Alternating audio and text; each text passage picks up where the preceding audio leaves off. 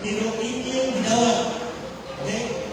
Karoon nga sa adlaw, ayaw ninyo kalimti. Kung sa inyong adlaw, kung sa pizza ron, March 7, 2026. Kaya mauni ang inyong ikaduhang birthday.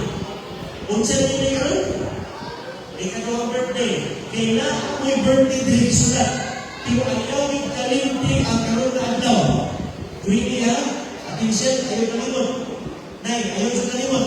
Kaya karoon ang inyong kaduhang birthday. Kada ka birthday, inyo na gitugyan ng inyong kawalimon na Ginoo. And I'm telling you, di na makakuha ang yawa sa inyo. Gawas ko na mo, kuhawa sa Ginoo. Okay? So, ayaw kalimot. Ang atong mubaptismo sa atua, turas pastor, si Pastor Jimmy Sabandal. Kinsa siya? Okay, si Pastor Jimmy Sabandal. Okay, naka siya yung mga pahinanglo sa atua kung handa siya ang microphone kaya para na-orient po sa iyo ito po. Kaya, for 10 minutes, siguro highlights Pastor Jimmy alam sila minuto sa paglagan sa Ginoo. So, Kyle Charlene, paminaw, Jessa, paminaw. Thank you, salamat Pastor Ryan. Actually, kini baptism ng Exo, activation. Nakabig pilit na nahimang Adventist, before na siya nahimang Adventist, bautismuhan. Ang tiling bautismo is an ordination. Sa mga eskwela theology, ang pinaka-highest na ordination, highest na kanang lumanong na ang ordination sa pastor.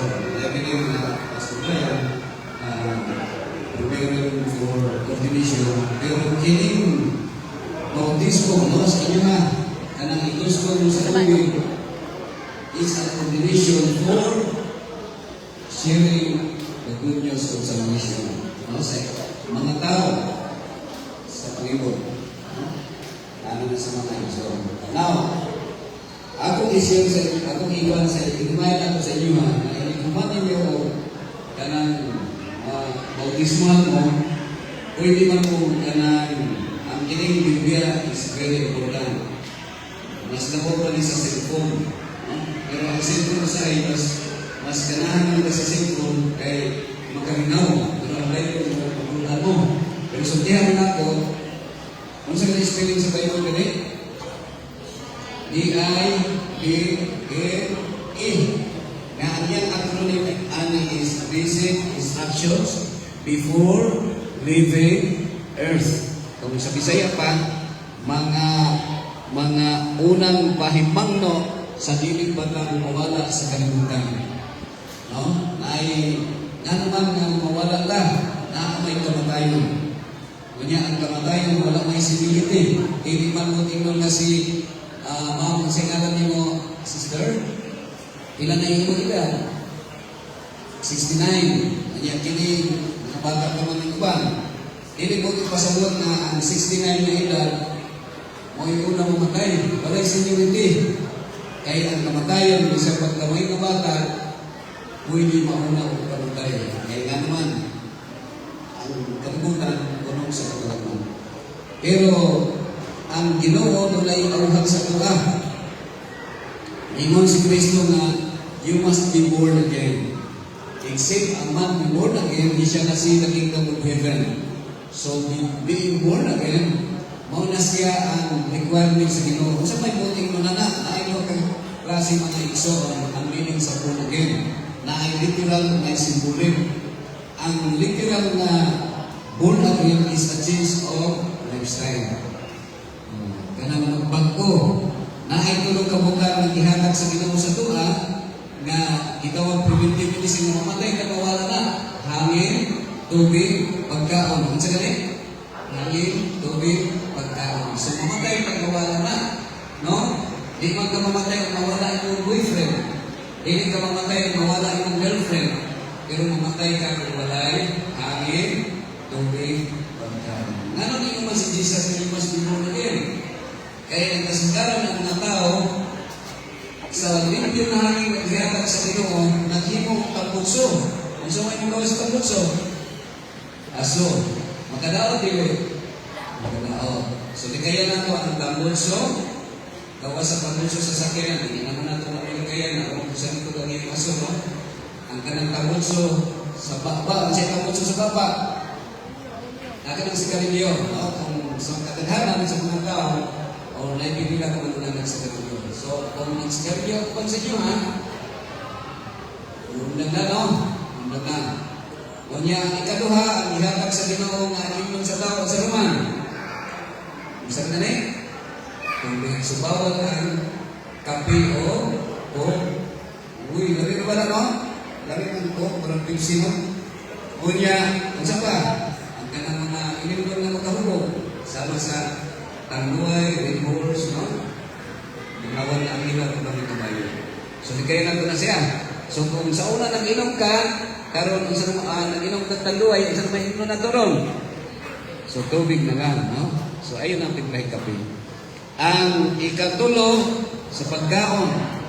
So, ang ihatag sa Ginoo nga kanon nato, dapat na kung dili yung tamulog o dugo.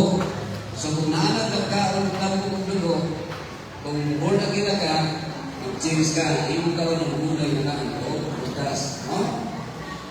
So, kung naalala ng kaon ka ng humba ng baboy, kung born again na, ang inyong kanon ng humba na nanggalang, na born again, so mana yung meaning sa born again, na-change siya, no?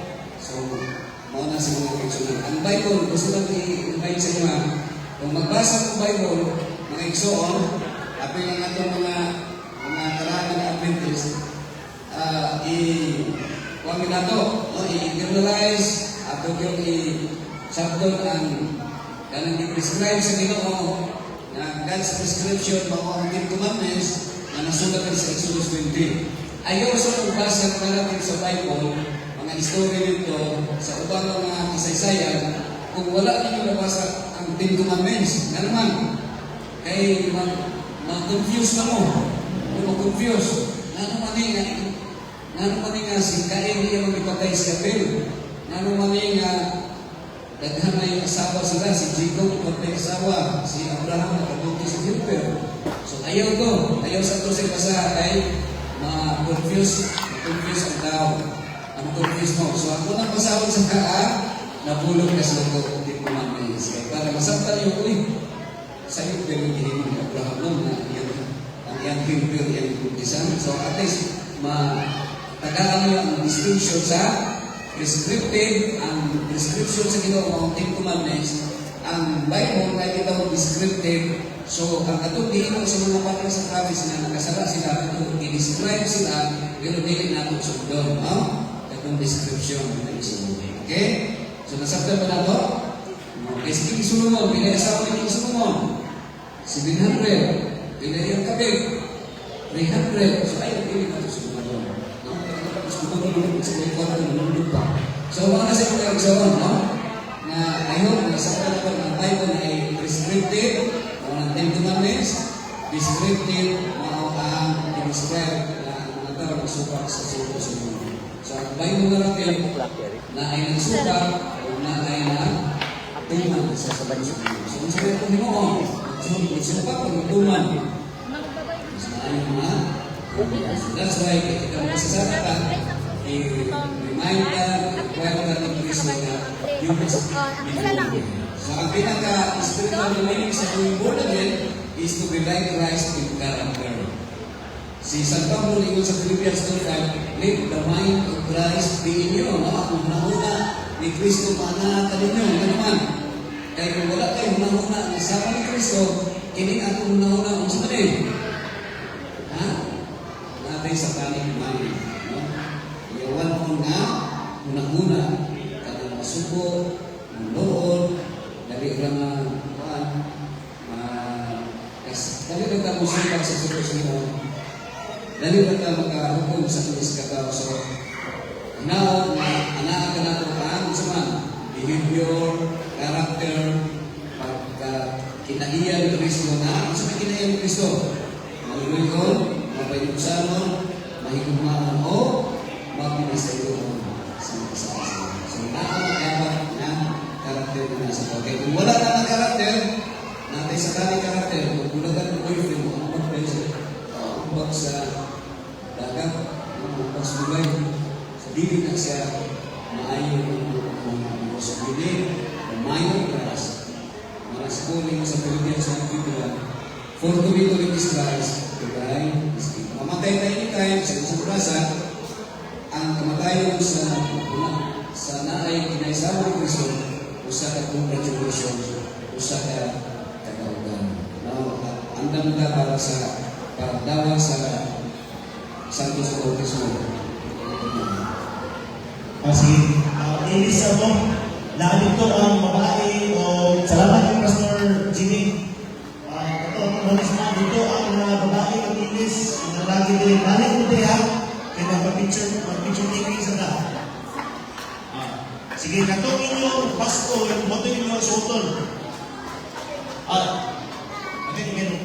Dili ni ma-post, no? Ilis.